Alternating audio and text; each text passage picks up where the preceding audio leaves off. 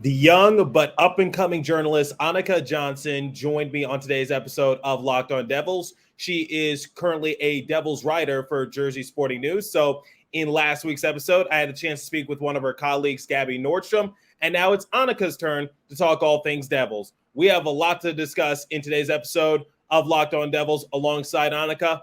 Buckle up, everybody. You're Locked On Devils, your daily podcast on the New Jersey Devils. Part of the Locked On Podcast Network, your team every day. Hi, this is Bryce Salvador, and you're Locked On Devils with Trey Matthews. Elliott scores! Oh, Stevens stepped up, nailed it. Brodor's got the puck. What a shot. The Devils win the Stanley Cup. Alrighty now, what is up, New Jersey? Welcome back to the Locked On Devils podcast here on Locked On Network. I'm your host, college hockey play-by-play announcer, Devils writer for Pucks and Pitchforks, and also part-time credential media member, Trey Matthews. I am joined alongside the young but still up-and-coming journalist and Annika Johnson, who writes for Jersey Sporting News. Annika, like I said, you're a little young, but you definitely have a big fandom for the Devils. Everyone on Twitter can see it. And now you were able to land, I presume, your first journalist job. How you doing? Thank you for coming on to the show. Thank you so much for having me. I'm doing great. How are you? I can't complain. It's always a great day to be a Devils fan, and we're going to start there. So where did your fandom of the Devils originate? So I've been going to games since I was younger, 5 months with my dad. But then when Nico got drafted, I bought a souvenir cup. I wasn't a fan when I was younger, but I would just go to games with my dad, a kind of hobby we had. And then I got a souvenir cup and I saw Nico. I'm like, I like him a lot. So I started, ever since he got drafted, I've been interested in the game, about how everything works ever since he's been on the Devils. I love interviewing Nico in the locker room. He's one of my favorite guys to talk to. Very smart, wise, beyond his years. So am I to presume that Nico is your favorite player? Oh, yeah, definitely. Okay, so as your fandom started to grow, when did you start to see things from a journalistic mindset? Because once again, you're very young, but you still cover the Devils working for Jersey Sporting News. So when I entered into my high school, I saw the journalism class, and I'm like, well, I've always seen I saw Erica Walkner I've been close with at the games, or Amanda Stein. Well, they do that, so why not just take the class? And ever since I've been in that class, we did the sports writing, and I've interviewed people in my school from it. So I'm like, well, if all these players people that I look up to, like Erica, I want to be one of those people. So I just decided that maybe that's something I want to pursue. Yeah, so Erica Walker, definitely a great person to look up to. I guess in my eyes, I really look up to Christy Flannery. She was a big help for me when my first day as a credentialed media member. Also love Amanda Stein and her type of work. So it's nice to see more diversity in the press box. And I'm glad that you're following in Erica's footsteps. So let's talk about the Devils season in general. So from your perspective, both as a fan and as a journalist, what did you notice this past season? So from the following season behind the season just passed by, we weren't doing so great, but the new season with all these new players that we had and had new signings, and during the season got Timo, I feel like we've had a lot of experience now on the team, and that we've had just many talented players come up, from having Jack as a first round Nico to Timo now, and having getting better on the goalie situation with Vitek, and then the rookie of Schmid. Don't worry, there's still more in store with Annika, but before we continue, I want to tell you guys about Bird Dogs, because it is hot, but I still got to look good. Bird Dogs makes you look good and more. Bird Dogs stretch khaki shorts are designed to fit slimmer through the thigh and leg, giving you a truly sculpted look. Bird Dogs shorts do the exact same thing as Lululemon, but fit way better. They fit better than regular shorts that are made of stiff, restricting cotton. Bird Dogs fixed this issue by inventing cloud knit fabric that looks just like khaki, but stretches so you can get a way slimmer fit without having to sacrifice movement. Bird Dogs uses anti-stink sweat wicking fabric that keeps you cool and dry all day long. So go to birddogs.com/LockedOnNHL or enter promo code LOCKEDONNHL for a free white tech hat with your order. That's birddogs.com/LockedOnNHL or promo code LockedOnNHL for a free white tech hat. You won't want to take off your bird dogs. I promise you once you get them. All right, let's get back to our discussion with Annika. Devil, take it away. Yeah, so definitely a lot of moving parts, and don't underestimate the depth either. So people like Nathan Bastion, Michael McLeod, Eric Holla, Andre Palat, definitely crucial depth pieces for the Devils, and they're one of the reasons why this engine has been able to run. So I guess one of my big questions for you is, like, if you had to pick one player, who is your MVP and why? I think I'm still on Jack or Brad. Even though Brad didn't show a lot of experience in the playoffs, I feel like that he hasn't had the mindset. Like, it was really his first full run in the playoffs, going into the second round, playing versus all these players on other teams that's known their experience in the playoffs. The Devils having such a young roster going in, Brad did show a lot of potential in the playoffs, even though he may have not showed it, but he will get there. And Jack is just overall like a very good player that we've had, that everyone's clearly seen.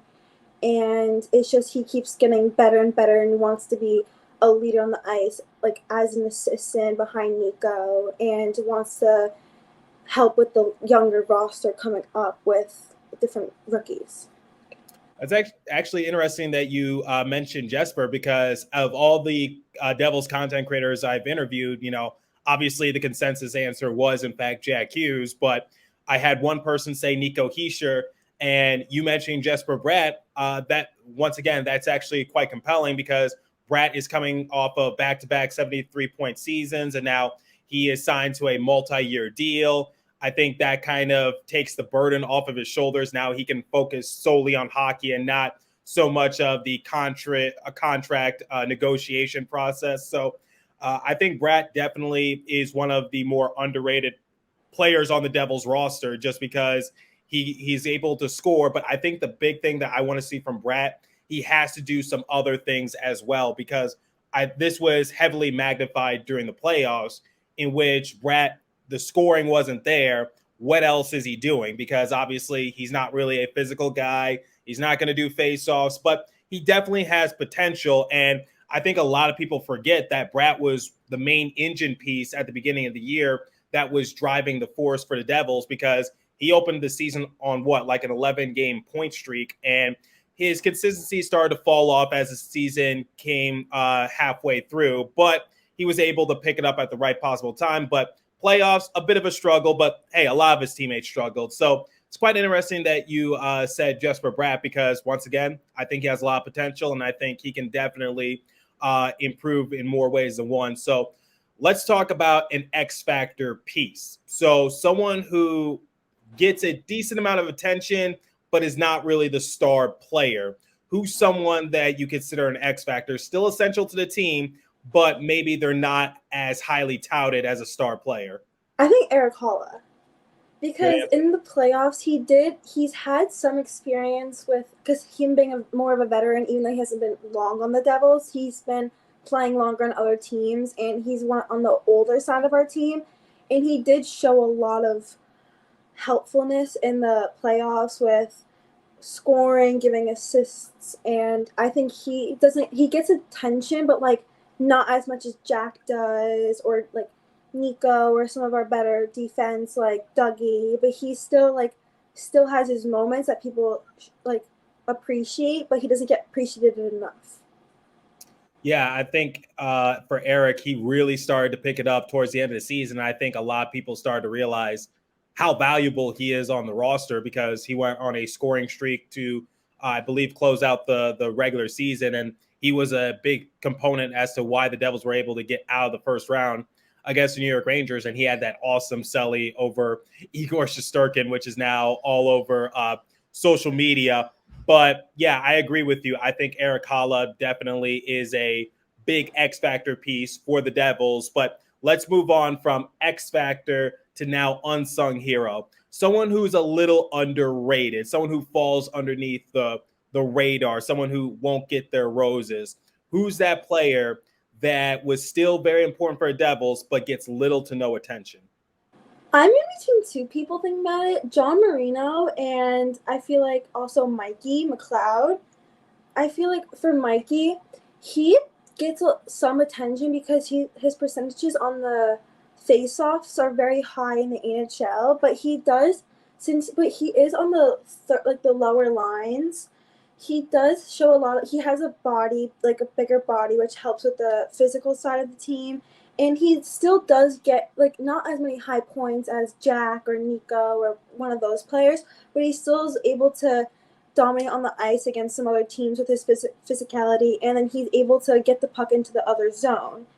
And then for John Marino, he's able to be off the blue line into the other zone, but whenever the puck goes into our zone, he's right there on the puck, on the player, getting ready to get the puck out of our zone and back into the other one. Okay, I'm going to put you on the spot. Your favorite moment from this past season?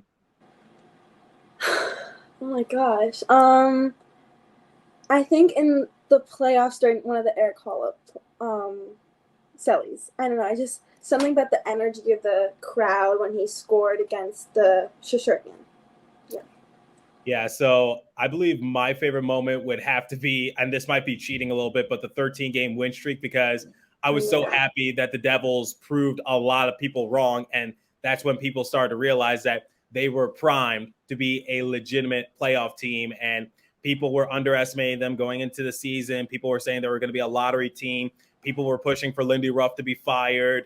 And there was so much backlash towards the organization. But once they were able to put together a string of those 13 straight wins, it really showcased what they're capable of doing. So personally, that's my favorite part of the season. So let's talk about the playoffs just a little bit. So obviously the Devils, it wasn't pretty. It was pretty rocky, and it was a roller coaster of a ride during the playoffs. In fact, you played some sort of part in it, and we're going to talk about that a little later, a very famous video that made its way on Twitter. But just give me your thoughts on the playoffs in general. So talk about the first series against the Rangers, and then the second series against the Hurricanes. So the first two games of the Rangers series were a little rough for the Devils, but we were a very unexperienced team. The season before that, we weren't doing that great in the standings, and we were getting very doubted on going into the past season. And then when we showed that such a young roster was able to get into the playoffs and beating an experienced team, it was a little, like, not very shocking. But once we realized what we had to do to fix us up, we were showing much better improvement in the third game. And even though our goaltending was a little bit off, it's okay, because Schmid really did prove himself in the ending games. Vitek was very worn out, and it's unlike Igor. He was in the past like such a very good, giving credit to him, he was a very good goalie in the past playoffs. But showing our team from the youngness of the roster, we did show a lot of improvement going into the other games of us winning from the seventh game in the New York Rangers playoffs game. And then for the North Carolina Hurricanes, we also didn't get much of a long break like Carolina did to rest. What we did, we got off the seventh game and we went straight on a plane to Carolina and didn't get much of a break, unlike Carolina did versus Panthers, beating them so easily for them. And our goaltending still wasn't the best, and it wasn't the very best position for us. So it was a little rocky at the ends there, but it did show, even though we didn't make it past the second round, it showed that our team was able to do something, and we can learn from that mistake that we didn't have going into the third round, that we can be even better going into the playoffs this year. Yeah, so the playoffs definitely, like I said, very rocky, a roller coaster of a ride. But I think the Devils, their main goal was to get out of the first round and establish their footing throughout the league, saying that, once again, they're a legitimate playoff team. and they are destined for greatness in the future. So let's transition from the playoffs to now the offseason. Obviously, the Devils have made a lot of moves. They were able to get Tyler Toffoli. They were able to get Colin Miller, and they signed Tomas Nosek. So basically, with all the offseason moves that the Devils have made, which one has been your favorite and why? I feel like the Tyler Toffoli trade that we got from Igor and a bunch of other pieces for him, because he's such a player like Jack Hughes or Brad and Timo. He can help the core of our team be even stronger and show that they can't doubt the Devils. And we have to give a lot of credit to Fitzgerald for that. Or even just re-signing Ball, because even though he may not be a great scoring player, he's 6'6", he's 230 pounds. He has a lot of physicality on the team that we need to help not get players like Jack that doesn't have the physicality as him not get pushed around on the ice. Absolutely. I personally love Colin Miller. I've been talking about it on my show quite often. I think my audience might honestly be getting tired of it, but I love Colin Miller. I think it was an underrated type of move for the Devils, just because Miller, he skates really well. It was tops in a lot of defensive categories for the Dallas Stars, including defensive point shares, plus minus, blocks, hits, and not only that, the Devils didn't have to give up too much in order to get his services. They traded away a 2025 fifth-round selection, and I think Tom Fitzgerald, his genius just shows once more. And I think the main thing that the Devils had to do this offseason was just retain a lot of players. So Michael McLeod, Nathan Bastian, like you mentioned, Kevin Ball, Timo Meier, Jesper Bratt. That was the name of the game for the Devils this offseason, which was, yes, if you can make a splashy move, make a splashy move. And their splashy move was obviously Tyler Toffoli. But the main thing was keep the band together. So I was answering this question on my show a couple episodes ago. I want to get your thoughts. Do you think this offseason was a success for the Devils? And what grade would you give it? I would give it an A. I don't know what range, but I feel like a lot of it was very smart of Fitzgerald, because we did re-sign the players that did show a lot of help in the past season. Like you said, Timo, Brad, even like signing Mikey and Bastion. Even though they aren't like big name players, they did have a lot of core on our team. And I feel like it's been a very good, because we did get a lot of, like, Fitzgerald did show that he wanted to be a better team and be either a conference final contender or a Stanley Cup contender. That he wanted to show that this team does want something more than just being like a team that doesn't know what they're gonna do with them, like with themselves, like how we did the year before that we proved ourselves. But it's just been really good offseason. Everyone's had a lot of high hopes for Fitzgerald, and it's been a very, it's been strong getting a Cale Foot, re-signing even a player like Ball and all of them. So what are your expectations going into the new season? Where do you think this Devils team is going to land? I think we're going to land back in the playoffs. The only thing that's maybe a little tricky is still the goalie situation. That it's like, even like Schmid did prove himself in the playoffs, and he does have a lot of potential being a rookie. And Vitek is there most of the time, but sometimes he just gets worn out. But that happens with a lot of players. So I feel like we still need to balance out the goalie situation, but I feel like it's going to be very good because we have a lot of new players and players we're keeping for a long time that want to be on the team and want to show themselves that they are a New Jersey Devil. All right, so to close out today's show, I want to talk a little bit about you. So a little earlier in the episode, I talked about a video that you made of the Devils winning, I believe, Game 3 of Round 1 in the Stanley Cup playoffs against the Rangers. It was Dougie Hamilton's overtime game-winning goal. I believe you were with your friends, and you guys went absolutely crazy when that happened in real time. And the Devils used that clip and a bunch of other clips to promote it. And I think the NHL also acknowledged it. So I want to get your thoughts. How did that come about? Like, how did the Devils find that video? or was that in real time? Like just lay it all out. So when we found out we're going into overtime, it was me and my whole friend group. We have about like 15 people in it, but some people couldn't make it. But it was the group of us, and we found out we had a pray circle. We were like trying to manifest everything, and then when we had it, we were like, let's record the camera. So we were all like on my couch area, and we put the camera right underneath the TV, and we were like, come on, Dougie, like you always get the overtime winner. And then when like people were like, shoot, he got it, and we all screamed, like obviously how the video shows, we all screamed, jumped, and got so happy. And then how we promoted that, we sent it to everyone that we know. We blasted it on Twitter, Instagram, even TikTok, and we were having people tag the NHL.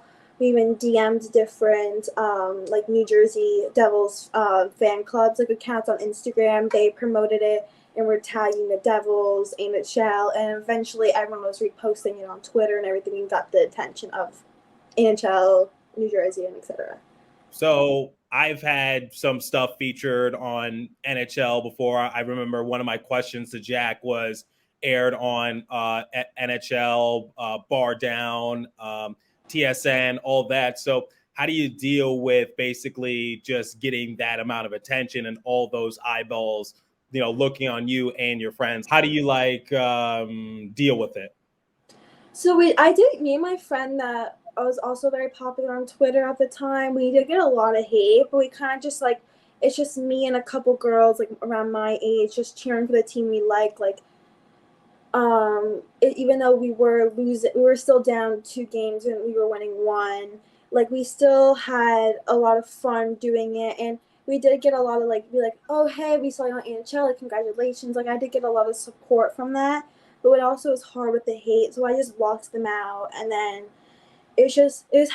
my family was texting me about it, all my friends. We're all just like happy that we even got the opportunity to be on the front cover of the promotion of the overtime win. That's very smart. Don't let them get you down. Now let's talk about, lastly, some of your work for Jersey Sporting News. What can people anticipate from your articles? Because once again, you are a little young, but you're up and coming, and you're definitely taking strides in the right direction. So just tell us what it's like working for Jersey Sporting News. So it's very, I'm used to this kind of work from my school, but it's more like I can write about the Devils in my opinion, or even factual, and it's very enjoyable because I just go to the rookie camp. I was just able to go to it, absorb all everything I got notes, got pictures and videos, so I can look back at it and just write a 500 or more little article about all the players that improved from the last year rookie camp, the players that are looking exceptional to the upcoming maybe even roster or Utica. And I enjoy it because I'm obviously a huge fan of the Devils and all the younger players, and it's enjoyable looking forward because you're like, oh, I get to write about the upcoming games, I get to come up at the preseason, different players that are shining, and different things like that. So, Annika, we talked about everything. We talked about the Devils. We talked about some of your work. Where can my audience find you at?